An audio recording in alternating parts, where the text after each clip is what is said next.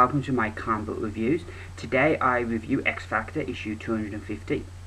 This is a book for the longest time I've heard people say, oh, it's a really great book, you should be picking it up. But the thing that always put me off was that the characters look very much like a B-list team, and that sort of, maybe it's a bit snobbish of me, I don't know, but that kind of put me off. But then I was watching some videos Dr. Monkeybot done, and his review for the 16th comics that were released on the 16th of January, and he had this book in that set, and he did such an eloquent job of describing the book that I thought, you know, I'm going to bite the bullet, I'm going to try it. So I popped into my comic book shop yesterday night and picked this one up. I read it yesterday evening, and I gotta say, I loved it. I bloody loved it, and I wish that I hadn't procrastinated so long and that I'd have got onto this book sooner, because it is a fantastic read. You wouldn't expect anything less though from Peter David, a truly accomplished writer. So let's do the story. A bit of history first about X Factor. Originally the book started out in, I think it was the 80s, and it was the original X-Men team coming back together.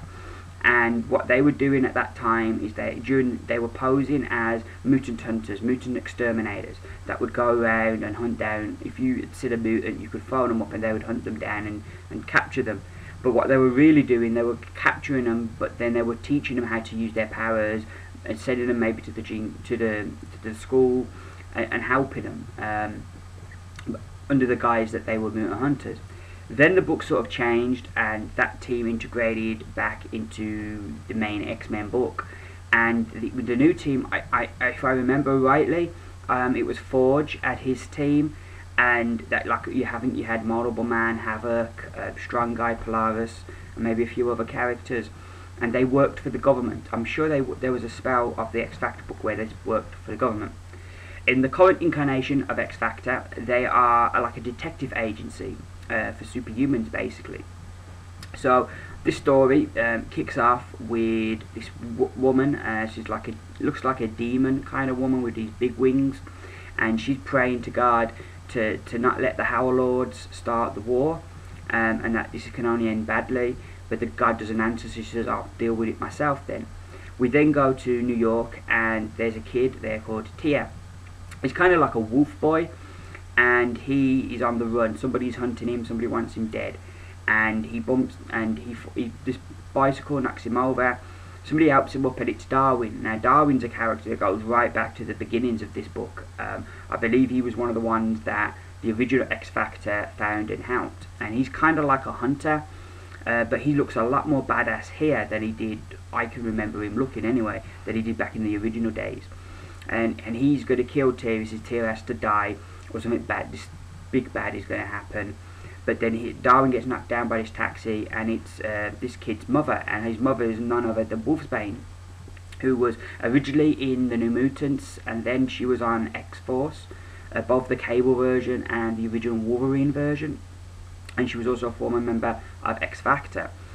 So, and she takes her son then to X Factor, and X Factor are going to help protect him, but then Darwin shows up, so they're fighting Darwin, and then Strong Guy and this demon woman show up. Now Strong Guy is a former member of X Factor, and from the look of this book, I'm not sure, has he turned bad?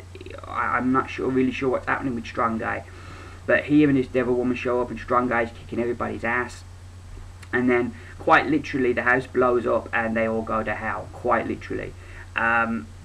But I love this book. I really enjoyed it from beginning to end.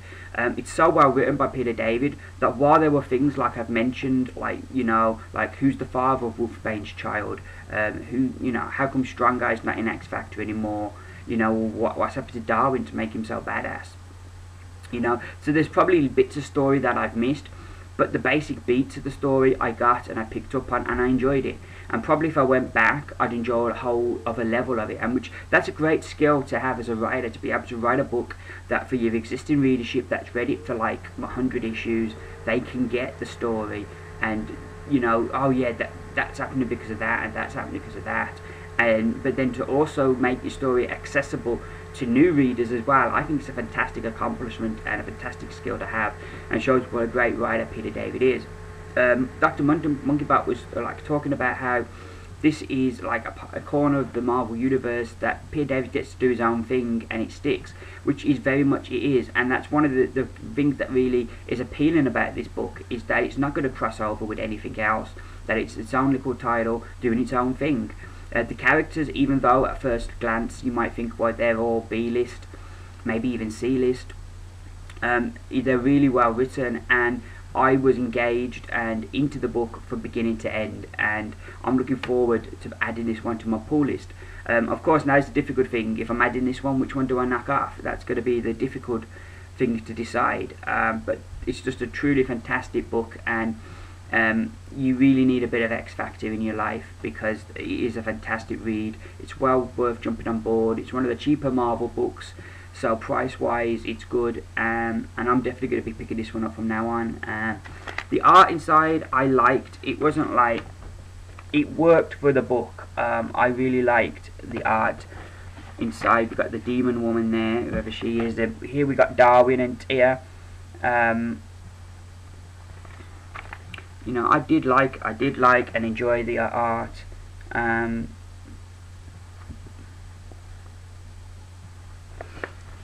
But all in all, it's just a great read, and I thoroughly enjoyed it, and without reservation I give this book 5 stars out of 5.